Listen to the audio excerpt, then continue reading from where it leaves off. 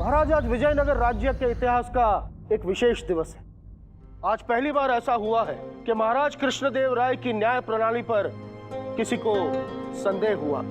इसीलिए महाराज को यह विदित किया जाता है कि पंडित रामकृष्ण के दिए हुए परामर्श पर लोगों का भरोसा कम हो रहा।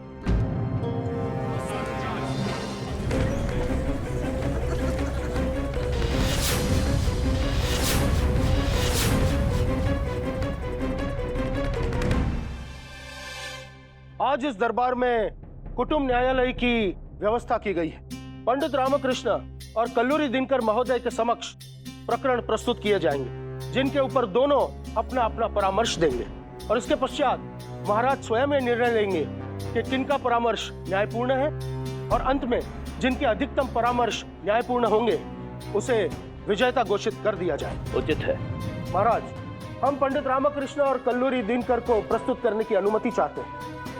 अनुमति है मंत्रीवर।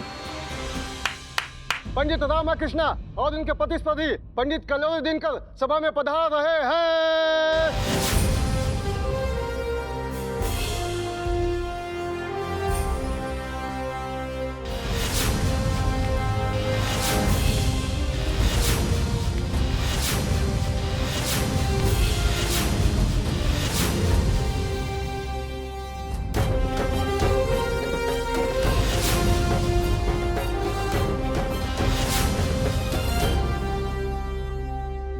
गुरुजी, आज तो आप अत्यधिक प्रसन्न होंगे।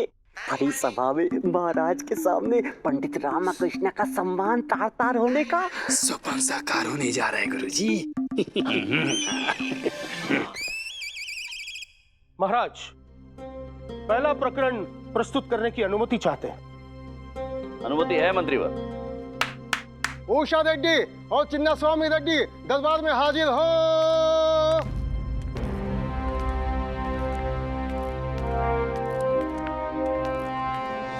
महाराज, उषा रेड्डी जी का कथन है कि इनके पति ने इन्हें धोखा देकर इनसे विवाह किया। किस प्रकार का धोखा? स्पष्ट कीजिए उषा देवी। महाराज, विवाह के बाद मुझे ये ज्ञात हुआ कि मेरे पति गंजे हैं। उनके सर पर बाल नहीं है। विवाह में ये अपने सर पर पगड़ी धारण कर उपस्थित हुए, अर्थात किसी को ये सत्य नहीं पता कि ये गंजे हैं। महाराज, मुझे अपने लिए गंजा पति स्वीकार नहीं है। अरे मनी, ये समस्या तो हमारी परम पूज्य गुरु माता की भी है। वरुण माला हमें अपने स्वामी को ईश्वर मानती। अब ईश्वर के सर पे बाल हो ना हो, क्या फर्क पड़ता है? कल्लूरी दिनकर जी, बताइए इस विषय में आपका क्या परामर्श है? पति ने पत्नी को धोखा देकर शादी की, सर पर पगड़ी पहनकर सत्य को छुपाया, सबको भ्रम में रखा। अतः पत्नी को अधिकार है कि वे उन्हें छोड़ दे। महाराज, कल्लूरी जी का कथन सत्य है। किसी को धोखा देना हत्या से भी अधिक जघन्य अपराध है। क्या गुरुजी, आप भी तो वर्षों से यही करते आ रहे हैं। उसका क्या? पंडित रामकृष्ण, आप बताइए इस विषय में आपका क्या कथन है? महाराज, यदि सबके यही विचार रहे तो इस राज्य के सभी पंडित अविवाहित रह जाएंगे। कोई भी स्त्री उनसे विवाह करेगी ही नहीं। महाराज, सिर के ऊपर क्या है ये महत्वपूर्ण नहीं है, सिर के भीतर क्या है ये महत्वपूर्ण है। धनी, इस परिभाषा के अनुरूप तो हमारे गुरुजी का विवाह ही नहीं होना चाहिए था, है ना? हाँ बिल्कुल, क्योंकि इस टकले की ना अंदर कुछ है ना बाहर कुछ है। और मनुष्य को उसके कर्मों, उसके विचारों से परखना चाहिए। क्या बाह्य सौंदर्य मनुष्य के आचरण, उसके स्वभाव से अधिक महत्वपूर्ण होते हैं? महाराज, यदि सौंदर्य ही सब कुछ है तो आप जैसे सुंदर, संस्कारी और वर्चस्व वाले व्यक्ति के अतिरिक्त किसी भी साधारण व्यक्ति का विवाह तो संभव ही नहीं होगा। और ये कथन भी सत्य नहीं महाराज कि एक गंजे पति की पत्नी प्रसन्न नहीं रहती। मैं ये प्रमाणित कर सकता हूँ। हमारे मंत्रीवर तिमारासु और गुरुवर तथाचारी जी को ही देख ले, क्या उनकी पत्नियां उनके साथ प्रसन्न नहीं है? ये सत्य है महाराज। क्या सत्य है? हमारी पत्नियां प्रसन्न नहीं है? हमारी तो है। तो हमारी भी है। महाराज, हम अपनी पत्नी के हृदय में बसते हैं। गुरुवर, पत्नी यदि पति के हृदय में बसे तो पत्नी सदैव प्रसन्न रहती है। हाँ, तो वही तो हम कह रहे हैं कि हम 100 बार कहेंगे कि हमारी पत्नी वरुणमाला हमारे हृदय में रहती है।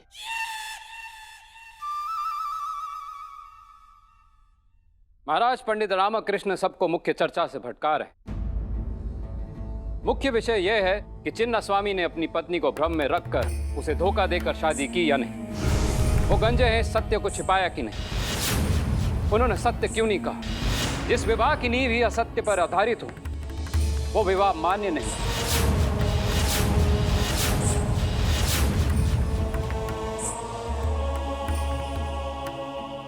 महाराज, पत्नी के प्रति प्रेम और सुविचार से ही पति को परखना चाहिए, उसके बाह्य सौंदर्य से नहीं। महाराज, मेरे विचार से इसे भंग करने के स्थान पर इस विवाह को एक अवसर और देना चाहिए ताकि पत्नी पति के वास्तविक सौंदर्य को परख सके। आप दोनों के कथन में हमें सत्यता प्रतीत होती है। आप दोनों के तर्क से हम अत्यंत प्रभावित हैं। विवाह हम सभी के जीवन का एक अत्यंत महत्वपूर्ण संस्कार है। उसे इस प्रकार से इतनी आसानी से खंडित करना अनुचित होगा। हम आप दोनों से यह आग्रह तो नहीं कर सकते हैं कि आप दोनों अपना विवाहित जीवन व्यतीत कीजिए, क्योंकि यह आप दोनों का व्यक्तिगत प्रसंग है। हाँ, हम ये राय अवश्य दे सकते हैं कि इस विवाह को एक अवसर और दिया जाना चाहिए। आप परिवार के साथ, परिवार के वरिष्ठ जनों के साथ कुछ समय बिताइए। उसके पश्चात देखिए, हो सकता है कि आप एक दूसरे को समझ पाएं, एक दूसरे से प्रेम कर पाएं। उसके पश्चात भी आपको लगे कि आपके साथ धोखा हुआ है तो आपको न्याय अवश्य मिलेगा। देवी, ये प्रकरण यहां समाप्त होता है। महाराज कृष्णदेव राय की जय! महाराज कृष्णदेव राय की जय! मंत्रीवर महाराज, इस प्रकरण के लिए कल्लूरी दिनकर जी और पंडित रामकृष्ण दोनों को ही एक एक अंक प्रदान किया जाए। जो आज्ञा महाराज।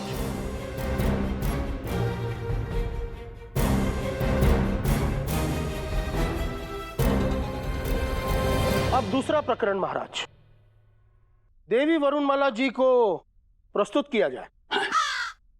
वरुणमाला? यार, कौन सी वरुणमाला है विजयनगर में? हमारी वाली तो हो नहीं सकती। देवी वरुणमाला दरबार में उपस्थित हो रही है।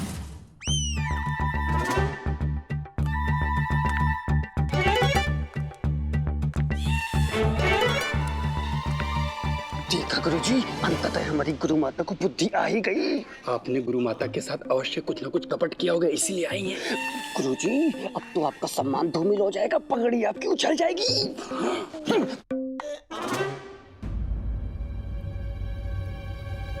प्रणाम स्वामी। ठीक है, ठीक है। ये क्या है? चाकू है। चाकू है, वो तो हम भी देख रहे हैं, पर क्या करें? आप इससे हमारा वध कर दीजिए स्वामी। हम आज इस भरे दरबार में जो भी कुछ करने जा रहे हैं उसके पश्चात हमारे जीवन का कोई अर्थ नहीं। हम आपका वध क्यों करें?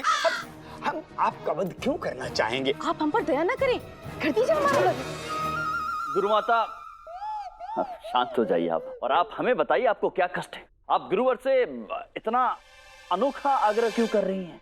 महाराज, शिव जी के पवित्र पर्व पर हम प्रभु का दूध से अभिषेक करना चाहते हैं, समस्त जन समूह के समक्ष, जिससे सभी उस महाअभिषेक को देख सके और स्वामी का आशीर्वाद लिख सके। किंतु ये है कि हमें इसकी अनुमति ही नहीं दे रहे। महाराज, हम ऐसी अनुमति कैसे दे सकते? समस्त प्रजा के समक्ष, वो भी अल्प वस्त्रों में हमारा प्रदर्शन, ना अनुचित है, अनुचित है महाराज। महाराज, हम अपने स्वामी से याचना करते करते क्लांत हो चुके हैं, परंतु ये है कि पसीजते ही नहीं। अब आप ही हमारी सहायता करें। अवश्य अवश्य गुरु माता। कल्लूरी दिनकर जी, गुरु माता की इस इच्छा को लेकर आप क्या परामर्श देंगे? ये कैसा परिहास हो रहा है दरबार में महाराज। अभिषेक केवल महादेव का, शिवलिंग का होता है, मनुष्य का अभिषेक अर्थात ईश्वर का परिहास।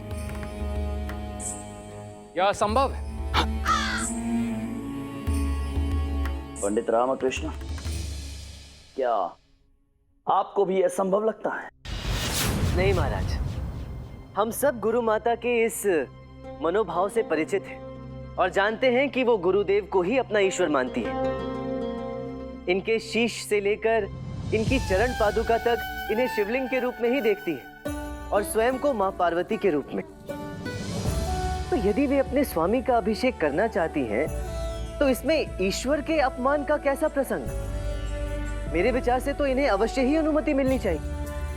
महाराज, हमारी ऐसी कोई अभिलाषा नहीं है, वो भी सबके समक्ष, वो भी सार्वजनिक रूप से, वो भी अल्प वस्त्रों में। ना ना ना ना ना ना। होने दे बुड्ढे का चेहरा, इतना भयानक दृश्य देखने के लिए प्रजा से कोई नहीं आने वाला ना। मनुष्य का अभिषेक घोर पाप है।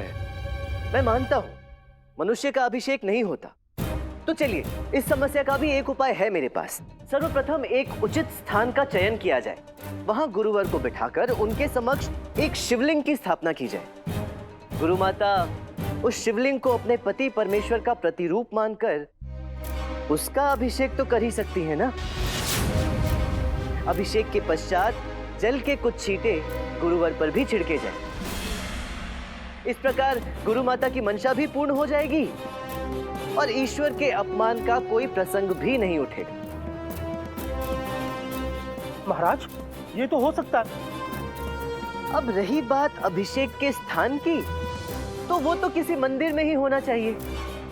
क्यों गुरु माता, कौन सा मंदिर आपके लिए उपयुक्त रहेगा? हमारे लिए तो वही स्थान मंदिर है जहाँ हमारे स्वामी निवास करते हैं। अर्थात आपका घर। जी। तो महाराज तय रहा, ये अभिषेक गुरुवर के घर पर ही होगा। उचित। आपका परामर्श हमें स्वीकार है। अद्भुत, अद्भुत। तो उपाय निकल गया। गुरुमाता भी खुश और गुरुवर भी सहमत। मंत्रीवर, तो इस प्रकार पंडित रामकृष्ण के होते हैं 2 अंक और कल्लूरी महोदय के 1।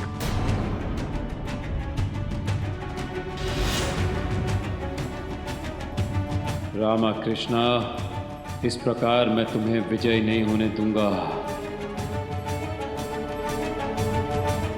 इधर आइए। जी स्वामी। ये सब दरबार में लाने की क्या आवश्यकता थी? हमें क्षमा कर दीजिए स्वामी, हमारी भावनाओं का प्रवाह तीव्र हो गया था। गुरुवर, समझने का प्रयास करें, कभी कभी ऐसा होता है। हाँ, तुम्हारा परिवार भी इस बाती तुम्हारे परिवार की समस्या लेकर दरबार में आएगा, तब अपना परामर्श दीजिएगा पंडित रामकृष्ण। शारदा देवी और पंडित रामकृष्ण की अम्मा दरबार में उपस्थित हो रही है। लीजिए, हमारी मनोकामना पूर्ण हो गई।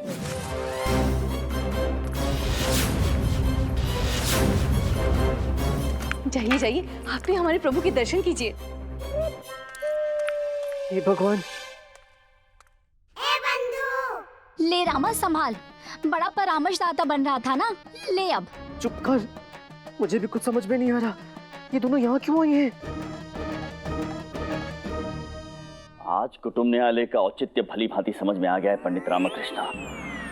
प्रतीत होता है कि विजयनगर राज्य की सारी पत्नियों को आज अपने पतियों के विरुद्ध आरोप लगाने का अवसर मिल गया है इस कुटुंब न्यायालय में।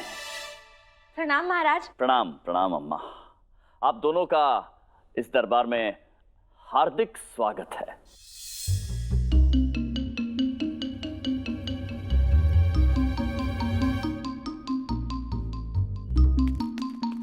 दोनों यहाँ किस प्रयोजन से आई हो? घर में मेरी दुर्गति के कम अवसर मिलते हैं क्या? महाराज, हम अपनी न्याय की प्रार्थना लेकर आए हैं, न्याय कीजिए।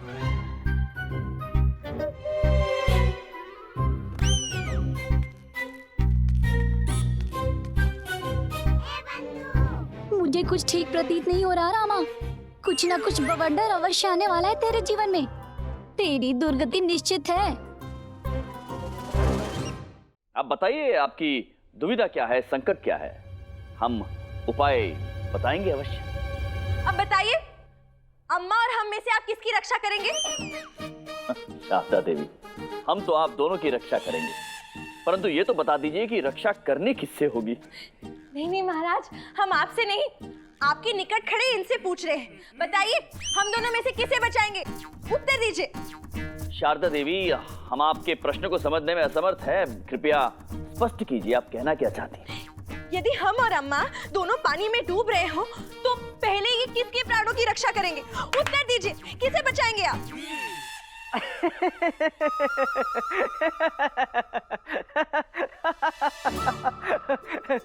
लो बोलो, ये तो कोई समस्या ही नहीं है महाराज।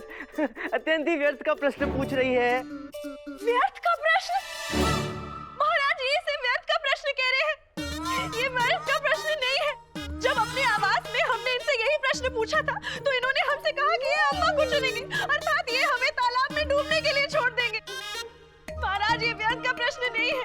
ये एक पति का अपने पत्नी के प्रति प्रेम का प्रश्न है, एक पत्नी के प्राणों का प्रश्न है, उसके अस्तित्व का प्रश्न है। शांत गुरुवर, गुरुवर शांत हो जाइए। जी महाराज।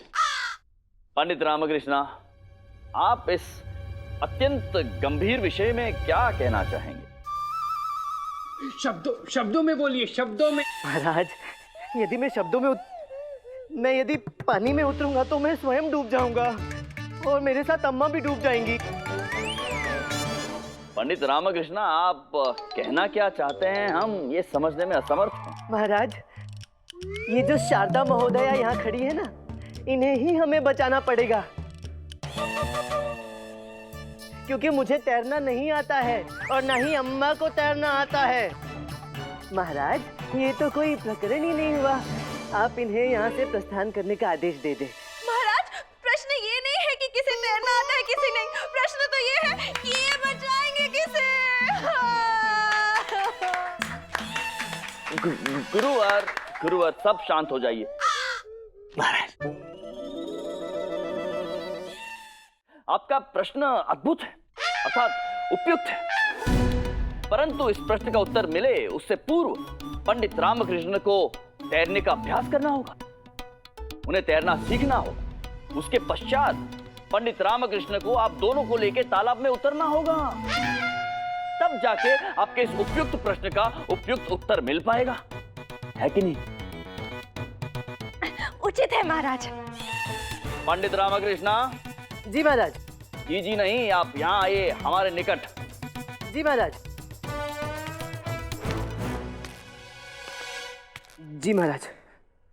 ध्यान पूर्वक हमारी बात सुनिए। जी। भविष्य में यदि आपने तैरना सीखा तो हमसे बुरा कोई नहीं होगा पंडित रामकृष्ण। श्वास लेना त्याग दूंगा महाराज, परंतु तैरना कभी नहीं सीखूंगा। अद्भुत, अद्भुत। जाइए अब और हमारे आदेश का पालन कीजिएगा। जी महाराज, धन्यवाद। तुम दोनों घर चलो, मैं वार्तालाप करता हूँ तुम दोनों से वहां पे। महाराज, इस विषय में हमारा परामर्श तो ये है कि कलुआ, तू?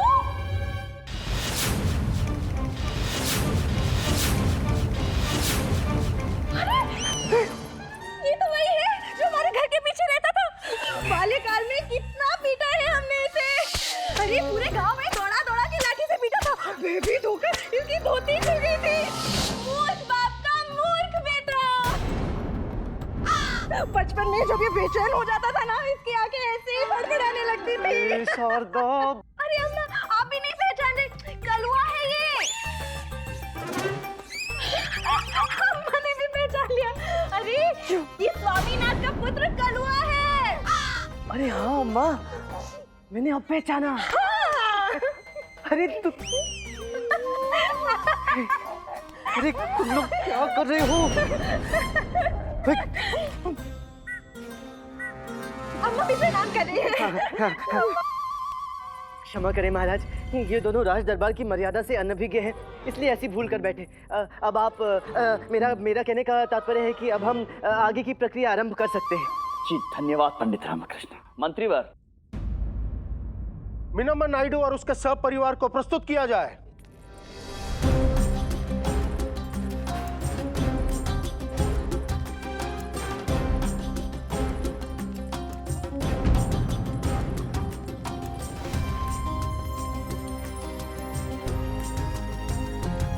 महाराज, ये मिनम्मा नायडू है। इनका कथन है कि भुज्जी उनका पुत्र है। आज से 7 वर्ष पूर्व इन्होंने इसे जन्म दिया था। चूंकि वो अविवाहित थी, इसीलिए भयवश उन्हें अपने पुत्र का त्याग करना पड़ा और उसे मंदिर की सीढ़ियों पर छोड़ना पड़ा। मंदिर से इस गरीब दंपति शशिकांत और भार्गवी ने इसे भगवान का आशीर्वाद समझ के उठा लिया और इसका लालन पालन किया। चूंकि अब ये विवाहित हैं, तो वो अपने इस पुत्र को वापस पाने के लिए इच्छुक है। इसी प्रकरण की वजह से रामू तू इस दरबार से निष्कासित होगा।